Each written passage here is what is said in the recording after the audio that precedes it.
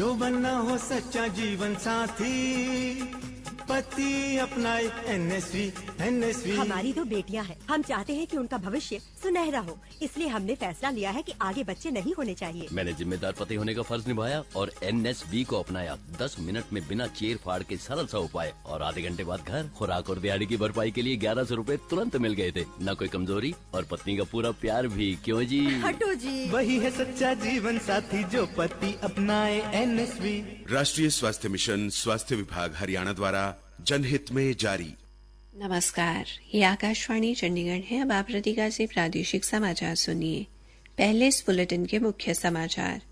नीति आयोग ने कार्बन उत्सर्जन रहित ट्रक वाहनों के संचालन के लिए नवीन व्यवसाय मॉडल को बढ़ावा देने के लिए नीति गियर शिफ्ट चैलेंज हैकाथॉन शुरू करने की घोषणा की। केंद्रीय उपभोक्ता मंत्रालय ने पैकेट व डिब्बाबंद वस्तुओं पर सारी जानकारी अंकित करना अनिवार्य बनाने के लिए विधिक माप विज्ञान पैकेट व डिब्बाबंद वस्तु नियम 2011 में संशोधन का प्रस्ताव किया। हरियाणा के मुख्यमंत्री नायब सिंह ने राई हलके के गांव भैरा बांकीपुर में महाराणा प्रताप की प्रतिमा का अनावरण किया और 112 करोड़ रुपए की 14 विकास परियोजनाओं का उद्घाटन व शिलान्यास किया। मुख्यमंत्री ने अंबाला में राहगिरी कार्यक्रम में लोगों से अधिक पौधे लगाने और पेड़ बनने तक उनकी देखभाल करने का आह्वान किया। और पूर्व मुख्यमंत्री भूपेंद्र सिंह हुड्डा ने कहा कि विधानसभा चुनाव में मुकाबला कांग्रेस और भारतीय जनता पार्टी के बीच होगा। अब समाचार विस्तार से। नीति आयोग ने ई फास्ट इंडिया पहल के अंतर्गत नीति गियर शिफ्ट चैलेंज शुरू करने की घोषणा की है। इस हैकेथॉन का उद्देश्य देश की आर्थिक और पर्यावरणीय चुनौतियों का समाधान करते हुए भारत में कार्बन उत्सर्जन रहित ट्रक वाहनों के संचालन के लिए नवीन व्यवसाय मॉडल को बढ़ावा देना है। नीति आयोग ने इलेक्ट्रिक ट्रकों के संचालन में वित्तीय, तकनीकी और परिचालन चुनौतियों का समाधान करने वाले नवीन व्यवसाय मॉडल विकसित करने के लिए छात्रों, परिवहन सेवा पेशेवरों, शिक्षाविदों और शोधकर्ताओं को भी आमंत्रित किया है। कार्यक्रम में ई फास्ट इंडिया के जाने माने लोग, वित्तीय संस्थानों और उद्योग मंच के प्रतिनिधि शामिल होंगे। भारतीय प्रबंधन संस्थान IIM Bangalore, smart freight centre India, world resources institute India और अन्य संस्थानों के सहयोग से इस हैकेथॉन का आयोजन किया जा रहा है। नीति आयोग ने कहा कि हैकेथॉन 2 चरणों में होगी। केंद्रीय उपभोक्ता मंत्रालय ने पैकेट व डिब्बाबंद वस्तुओं में समानता बनाए रखने के लिए विधिक माप विज्ञान पैकेट व डिब्बाबंद वस्तु नियम 2011 में संशोधन का प्रस्ताव किया है।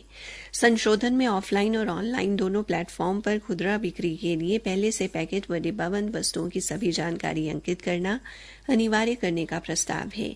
केंद्रीय उपभोक्ता कार्य, खाद्य एवं सार्वजनिक वितरण मंत्रालय ने कहा कि संशोधन से पैकेट व डिब्बाबंद वस्तुओं के लिए समान मानक और जरूरतें स्थापित करने में मदद मिलेगी, जिससे विभिन्न उत्पादों में स्थिरता और निष्पक्षता को बढ़ावा मिलेगा। मंत्रालय ने कहा कि इससे उपभोक्ताओं को संपूर्ण जानकारी के आधार पर उचित विकल्प चुनने में मदद मिलेगी। हालांकि नए नियम औद्योगिक उपभोक्ताओं या संस्थागत उपभोक्ताओं के लिए पैकेट या डिब्बाबंद वस्तुओं पर लागू नहीं होंगे। विभाग ने इस महीने की 29 तारीख तक हितधारकों से इस संबंधी विचार आमंत्रित किए हैं। हरियाणा के मुख्यमंत्री नायब सिंह ने आज सोनीपत जिले के राई हलके के गांव भैरा बांकीपुर में महाराणा प्रताप की प्रतिमा का अनावरण किया। इस अवसर पर उन्होंने 112 करोड़ रुपए की 14 विकास परियोजनाओं का उद्घाटन व शिलान्यास भी किया। जनसमूह को संबोधित करते हुए मुख्यमंत्री ने कहा कि महाराणा प्रताप की प्रतिमा का अनावरण करना उनके लिए सौभाग्य की बात है। ये प्रतिमा नई पीढ़ी को वीरता, साहस और देशभक्ति की प्रेरणा देती रहेगी। उन्होंने कहा कि प्रदेश के 509 स्कूलों के नाम शहीदों के नाम पर रखे गए हैं। इसी तरह करनाल के अंजनथली में महाराणा प्रताप बागवानी विश्वविद्यालय स्थापित किया गया है। मुख्यमंत्री ने कहा कि वर्ष 2014 से पहले सरकारें केवल घोषणाएं करती थी, लेकिन वे हकीकत में धरातल पर नहीं उतर पाती थी। आज उनकी सरकार ने व्यवस्था को सुधारकर लोगों को 24 घंटे बिजली देने का काम किया है। उन्होंने कहा कि सरकार ने 1.5 लाख लोगों को बिना पर्ची व खर्ची के सरकारी नौकरी दी है। इस अवसर पर राई से विधायक व बीजेपी के प्रदेशाध्यक्ष मोहन लाल बड़ौली, खेल मंत्री संजय सिंह, पूर्व मंत्री कृष्णा गहलावत व कविता जैन और करनी सेना के अध्यक्ष सूरज पालमू भी उपस्थित रहे। मुख्यमंत्री और बीजेपी प्रदेशाध्यक्ष ने कार्यक्रम से पहले राजकीय प्राथमिक स्कूल के प्रांगण में एक पेड़ मां के नाम अभियान के तहत पौधारोपण भी किया। प्रादेशिक समाचार आकाशवाणी चंडीगढ़ से प्रसारित किए जा रहे हैं। हरियाणा के मुख्यमंत्री नायब सिंह ने वातावरण को स्वच्छ रखने व तापमान के संतुलन को बनाए रखने के लिए ज्यादा से ज्यादा पौधे लगाने और पेड़ बनने तक उनकी देखभाल करने का आह्वान किया है। वे हरियाणा उदय कार्यक्रम के तहत आज अम्बाला शहर के नजदीक हर्बल पार्क में राहगिरी कार्यक्रम को संबोधित कर रहे थे।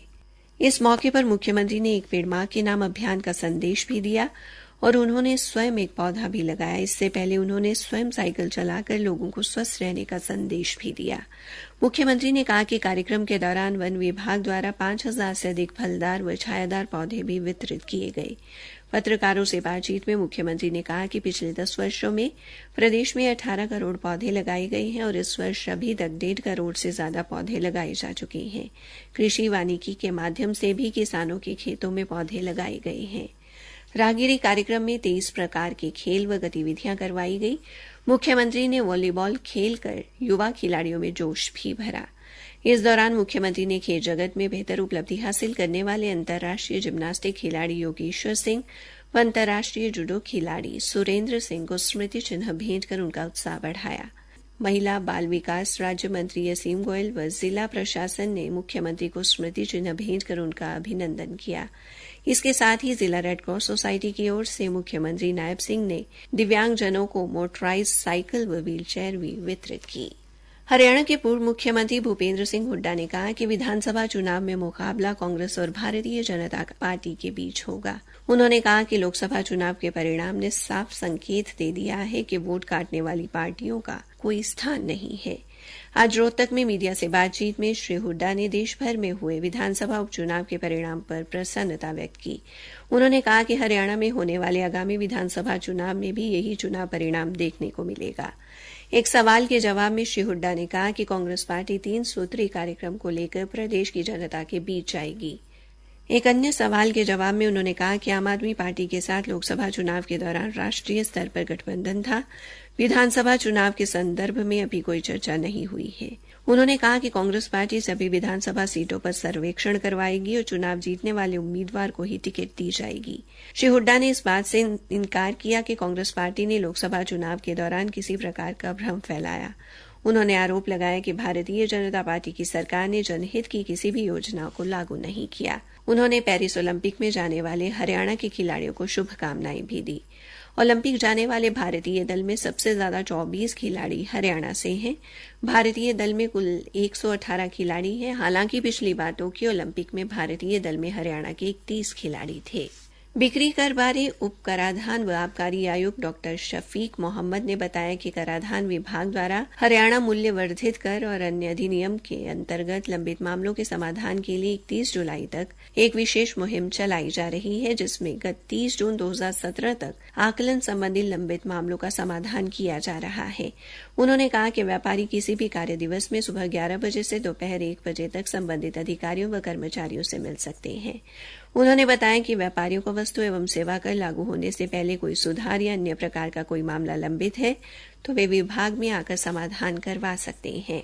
भिवानी के भीम स्टेडियम में रिहायशी मुक्केबाजी खेल अकादमी में 12 से 19 वर्ष आयु वर्ग के खिलाड़ियों के ट्रायल परसों 8 बजे होंगे।